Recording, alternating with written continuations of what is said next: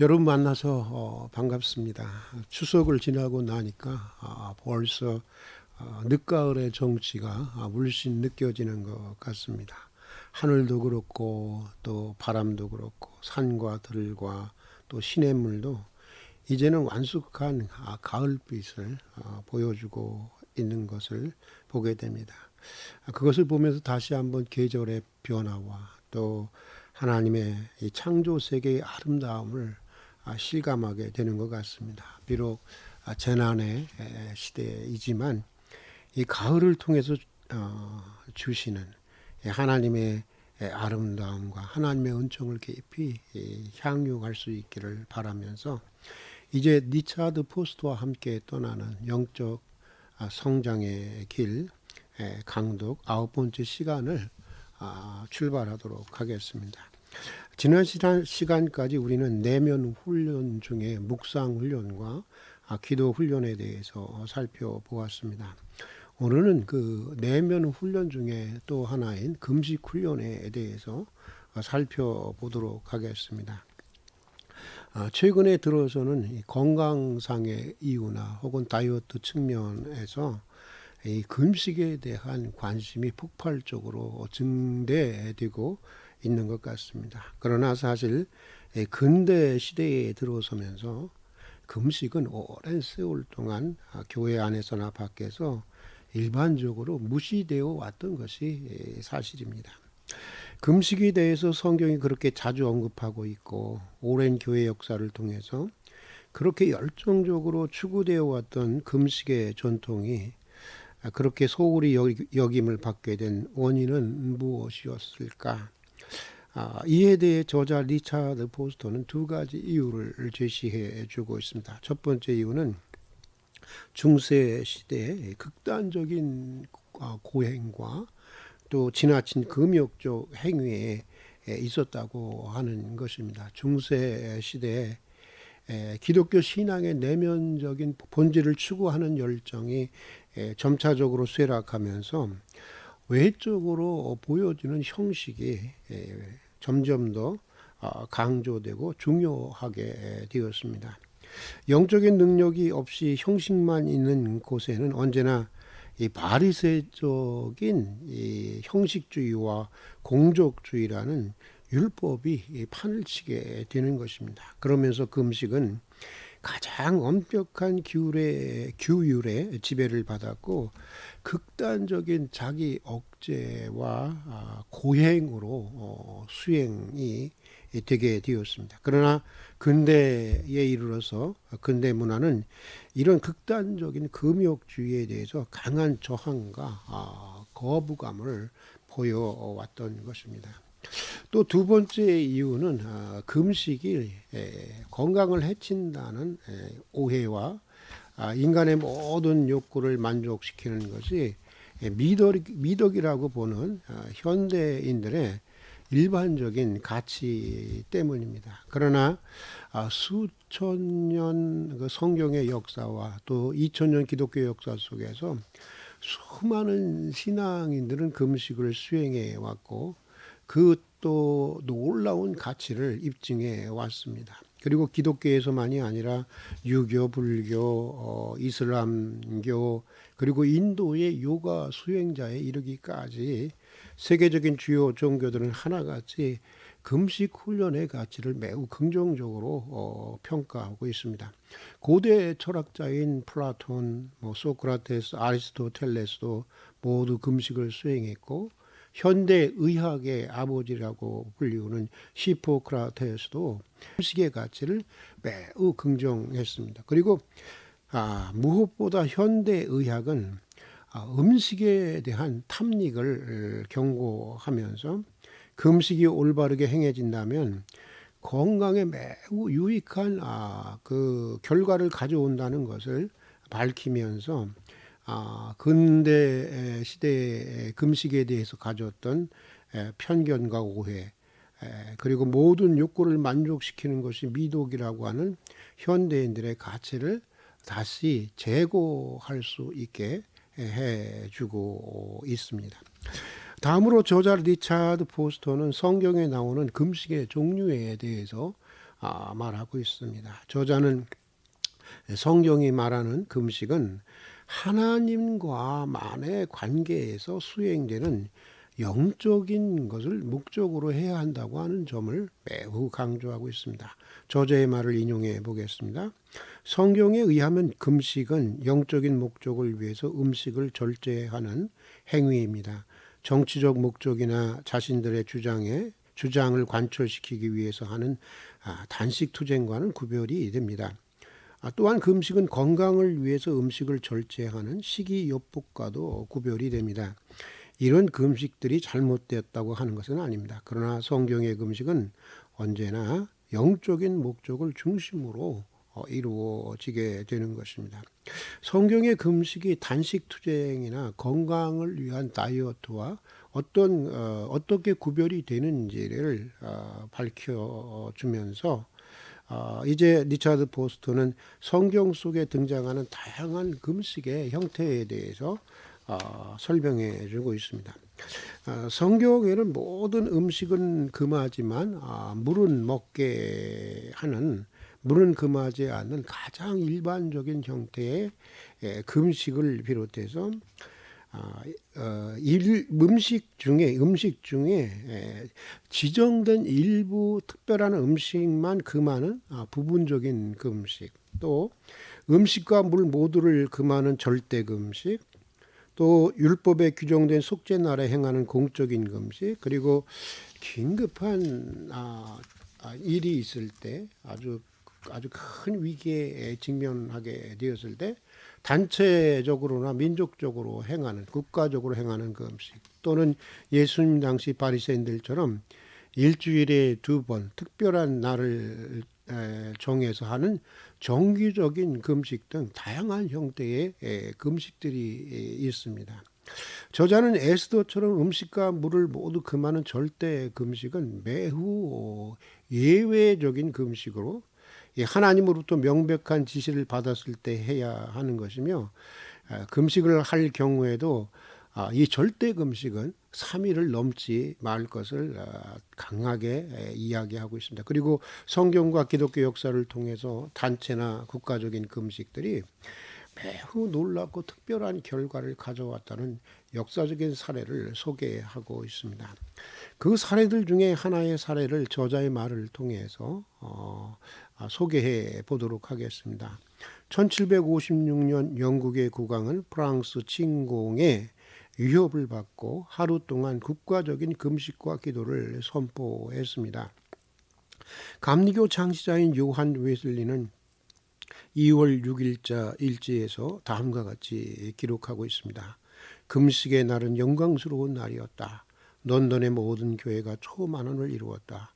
그리고 모든 사람들의 얼굴에는 엄숙하고 진지한 빛이 나타나 있었다. 하나님은 분명히 우리의 기도를 들으실 것이다. 그리하여 우리의 평화는 지속될 것이다. 웨슬리는 그날의 일지에 다음과 같은 곽주를 기록해 두고 있습니다. 프랑스의 침공의 위협이 저지되었기에 우리의 굴욕감은 국가적 환희로 바뀌게 되었다. 마음이 일치된 단체 금식에는 하나님의 놀라운 능력이 나타날 수 있는 것이고, 심각한 문제를 치유하는 하나님의 은총이 임할 수 있는 것입니다. 저자가 책에서 소개하는 이런 국가적인 금식의 기도는 다종교 상황인 한국 상황 속에서는 할 수 없는 기도 금식이지만, 우리가 긴급한 그 문제에 직면했을 때 가족들이나 또는 중보기도 그룹이나 또는 개교회나 한국교회 전체가 연합해서 단체로 금식하면 매우 유익하고 복된 정말 놀라운 결과를 가져올 수 있을 것입니다. 특히 가족들의 금식에 대해서 우리가 깊이 고려할 필요가 있는 것이 아닐까, 이런 생각을 해보게 됩니다. 여기서 금식의 종류에 대해서 좀 더 보충해서 이야기하면, 현대적으로 다양한 형태의 금식을 일상적인 삶에 적용하고 실천할 수 있다고 보여집니다. 예를 들어 음식을 금식하는 경우에도 형편에 따라서 뭐 한 끼나 두 끼 정도 정할 수가 있는 것이고, 특히 그 현대인에게 강박적이고 중독적인 인터넷, 휴대전화, 뭐 술, 담배, 포르노, 게임, 또 요즘에 먹방이 유행하지 않습니까? 자기가 특별히 탐입하는 특정 음식물 등 이런 것들도 중요한 금식의 대상이 될 수 있는 것입니다. 정기적으로 인터넷 금식, 핸드폰 금식, 문자나 페이스북 금식, 게임 금식, 술 금식, 담배 금식, 포르노 금식, 또 내가 탐닉하는 특정 음식, 금식 등 이러한 형태의 금식들은 중독적 증세를 방지할 뿐만 아니라 일상 속에서 영적인 감각을 회복하는 데 매우 중요한 역할을 할 수가 있습니다. 피에트라 피트니스 신앙 공동체의 금식 10계명은 영적 성장을 위한 일상적인 금식 훈련의 좋은 모델이 될 수 있을 것 같아서 소개하고 싶습니다. 금식 10계명 1. 상처 주는 언행 금식, 선하고 친절한 표현으로 채워가기. 2. 슬픔 금식, 감사함으로 충만해지기. 3. 분노 금식, 인내로 채워가기. 4. 비관주의 금식, 소망으로 채워가기. 5. 근심 걱정 금식, 하나님 신뢰하기. 6. 불편 금식, 단순함 묵상하기. 7. 억압과 스트레스 금식, 경건의 마음 회복하기. 8. 이기심 금식, 기쁜 마음으로 채워가기. 9. 증오심 금식, 화해하기. 10. 말뿐인 삶 금식, 침묵하며 경청하기.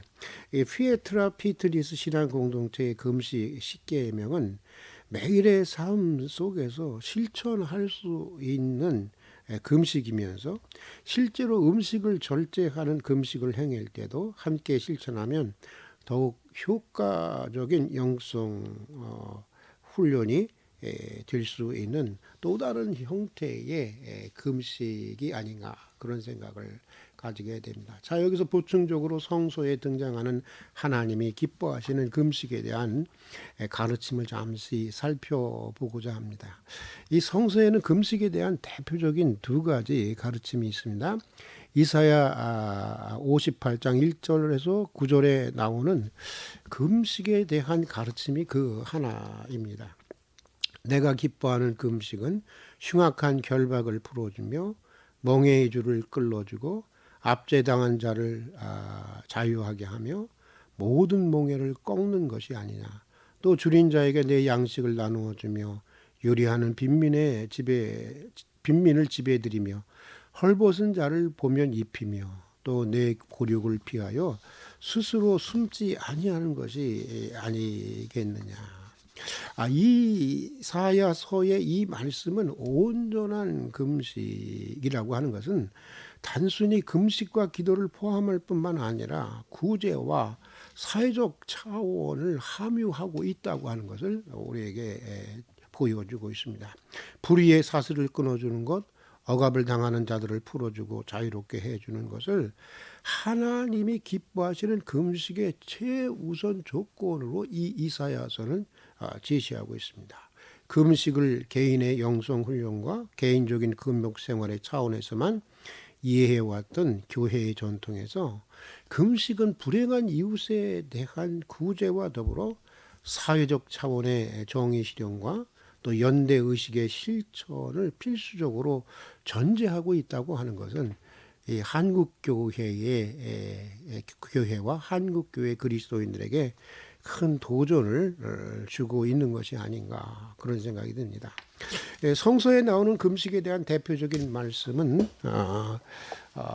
또 예수님의 가르침입니다. 예수님은 마태복음 6장 16절에서 18절까지 해서 이 참된 금식에 대해서 이렇게 말씀하고 있습니다. 금식할 때 너희는 외식하는 자들과 같이 슬픈 기색을 보이지 말라. 그들은 금식하는 것을 사람에게 보이려고 얼굴을 흉하게 하느니라. 내가 진실로 너에게 이르노니 그들은 자기 상을 이미 받았느니라. 너는 금식할 때에 머리에 기름을 바르고 얼굴을 씻으라. 이는 금식하는 자로 사람에게 보이지 않고 오직 은밀한 중에 계신 내 아버지께 보이게 하려 함이라.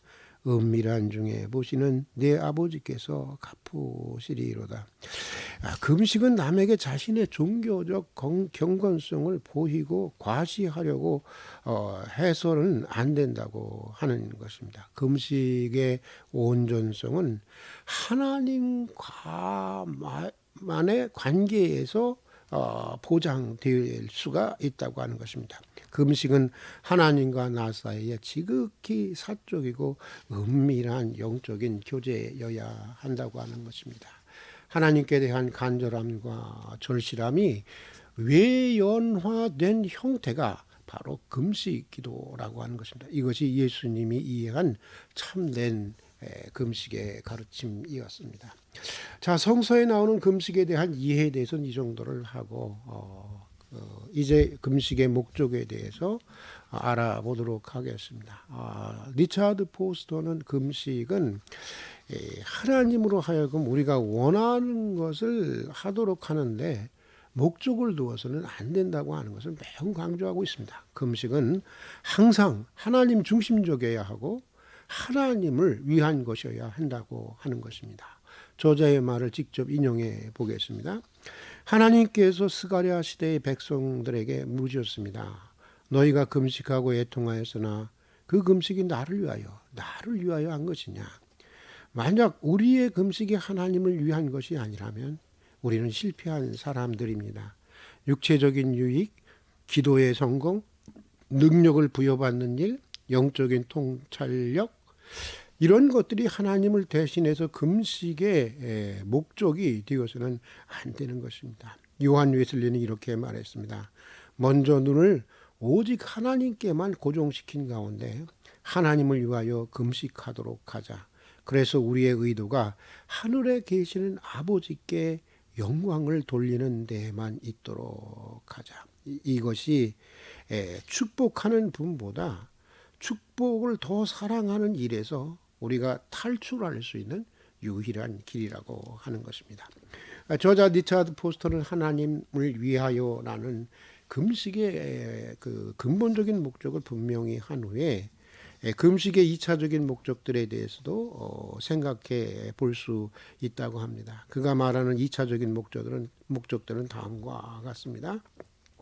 금식 훈련은 다른 어떤 영성 훈련보다 우리 자신을 지금 지배하고 있는 것이 무엇인지를 드러내 보여준다고 하는 것입니다. 분노, 원한, 질투, 분쟁, 공포 등 만약 우리 속에 이런 것들이 있다면 금식하는 동안에 반드시 이런 것들이 밖으로 드러나게 된다는 것입니다. 처음에는 이 배고픔 때문에 몸의 불편함 때문에 발생하는 감정이라고 여기지만 이내 곧 자기 안에 그런 것들이 있기 때문에 그런 것들이 밖으로 나오게 된다고 하는 사실을 알게 되고 그래서 하나님의 치유를 간구하게 된다고 하는 것입니다. 또 금식 훈련은 우리가 하나님의 입으로부터 나오는 하나님의 말씀으로 살아가고 있다는 것을 상기시켜 준다는 것입니다. 음식이 나를 살리는 것이 아니라 근본적으로 하나님께서 나를 살리시고 있다고 하는 것을 알게 된다는 것입니다. 그러므로 금식할 때 우리는 음식을 먹지 않는 것이기보다 사실은 금식은 하나님의 말씀을 먹는 이 잔치가 되어야 한다고 하는 것입니다. 그리고 또 금식 훈련은 우리의 삶의 균형을 가져다 준다는 것입니다. 사실 인간의 욕망은 끝이 없는 것이죠. 인간의 욕망은 뚝을 넘치기 쉬운 마치 광물과 같은 것입니다. 이 금식 훈련은 인간의 그런 넘치는 욕망을 절제하면서 그 욕망을 올바르게 해주고 그래서 균형 있는 삶을 우리에게 제공한다고 하는 것입니다. 사도 바울은 내가 몸을 쳐서 그리스도에게 복종하게 한다고 했습니다. 다윗도 나는 금식하면서 내 영혼을 기롭게 해노라고 간증하고 있습니다. 금식을 통해서 정말 뚝을 넘으려는 욕망을 절제했다는 것입니다. 여러분, 이것은 금욕주의가 아닙니다. 이것은 참된 영혼의 자유를 위해서 성령 안에서 진행되는 영적인 훈련인 것입니다. 리차드 보스턴은 이것들을 위해도 금식은 중보 기도의 효력을 증대시키고 구체적인 인생의 선택 앞에서 하나님의 뜻을 분별하게 해주고 집중력을 증대시키고 정신적 속박에서 해방시키고 육체적인 건강을 회복시키고 또 계시를 받게 하는 등 다양한 하나님의 은총을 기대할 수 있다고 하는 것을 말해주고 있습니다. 저는 오랜 신앙생활과 목회생활을 통해서 금식을 통해서 얻게 되는 영적인 유익 중에 가장 큰 것은 우리 자신이 그렇게 아주 고상하거나 비범한 존재가 아니고 창조주 하나님이 주시는 일용할 양식에 의존해서 살아갈 수밖에 없는 피조물로서의 자신의 한계와 연약성, 그리고 자신의 평범성에 새롭게 눈을 뜨게 해주는 데 있다고 보고 있습니다. 사실 저를 포함해서 대부분의 사람들의 금식을 보면 금식할 때 말씀이 생각나고 영감이 쏟아지고 은혜가 쏟아지고 하기보다는 사실은 어떻습니까? 그저 배고픔만 느끼고 오로지 먹을 것만 생각하고 언제 이 작정한 금식이 끝나나 그 시간만을 기다릴 모습들을 보게 됩니다. 그러다 금식을 포기하는 경우도 발생하게 됩니다.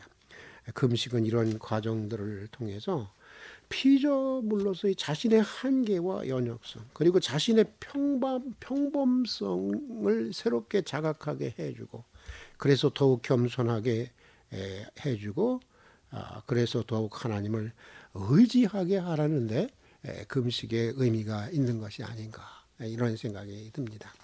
마지막으로 리차드 포스터는 금식을 실천하는 방법에 대해서 간략하게 설명하고 있습니다.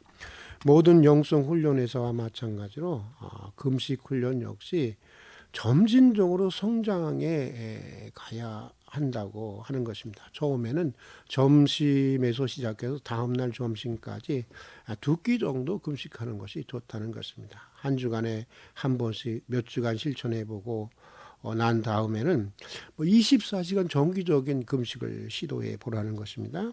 또 그것이 어느 정도 성공하면 36시간 금식에 들어가고 또 주님이 더 긴 금식을 원하는지를 기도 가운데 알아본 후에 금식의 기간을 점차적으로 늘려가라고 하는 것입니다. 장기 금식할 때 주의해야 할 사항으로는 체온이 떨어짐으로 보온을 잘 유지하도록 해야 하고, 기저 질환이 있어서 금식해도 되는지 의심스러운 사람은 금식 전에 반드시 의사와 상의해야 한다고 하는 것입니다. 금식하기 며칠 전부터는 야채나 신선한 과일 위주로 가볍게 소식을 하고 커피나 차를 삼가하는 것이 변비와 두통을 예방할 수 있다고 하는 것입니다. 금식이 끝나고 정상적인 식사를 할 때까지 그 기간을 우리는 그 보식 기간이라고 하는데, 이 보식 기간에는 보식의 원칙을 따라서 음식을 섭취하고 특별히 과식하지 않기를 주의해야 한다고 하는 점을 말해주고 있습니다. 리차드 포스터는 금식은 영적 세계에서 다른 어떤 방법으로도 얻을 수 없는 획기적인 영적인 성장과 변화를 가져오는 훈련이며, 더 이상 등한시 되어서는 안 되는 하나님의 은총과 축복의 통로라고 말하면서 요한 예슬레의 말을 인용하는 것으로 금식 훈련에 대한 소개를 마치고 있습니다. 모든 시대 하나님의 백성들이 금식을 하나의 수단으로 사용하도록 인도함을 받은 것은 단순히 사람들의 이성의 빛에 의한 것이 아니었다. 하나님의 백성들은 금식을 명백한 하나님의 계시에 의하여 하나님 자신으로부터 배웠다. 과거 사람들을 깨우쳐서 금식의 임무를 열성적으로 또 계속적으로 수행하게 했던 이유가 어떤 것이든지 간에 그것은 오늘날도 여전히 동등한 힘을 가지고 우리를 깨우치고 있다. 여러분은 어떻습니까? 여러분은 금식에 대한 깨우침이나 금식을 요구하시는 하나님의 음성을 듣고 있습니까? 이제는 우리를 금식으로 부르시는 그리스도의 음성에 순종해야 할 때가 아닌가 생각합니다. 자, 오늘은 여기까지 하고 다음 시간에는 학습 훈련에 대해서 살펴보도록 하겠습니다. 한 주 동안도 주님의 평화가 함께 하시기를 바라면서 다음 시간에 다시 뵙도록 하겠습니다. 경청해 주셔서 감사합니다.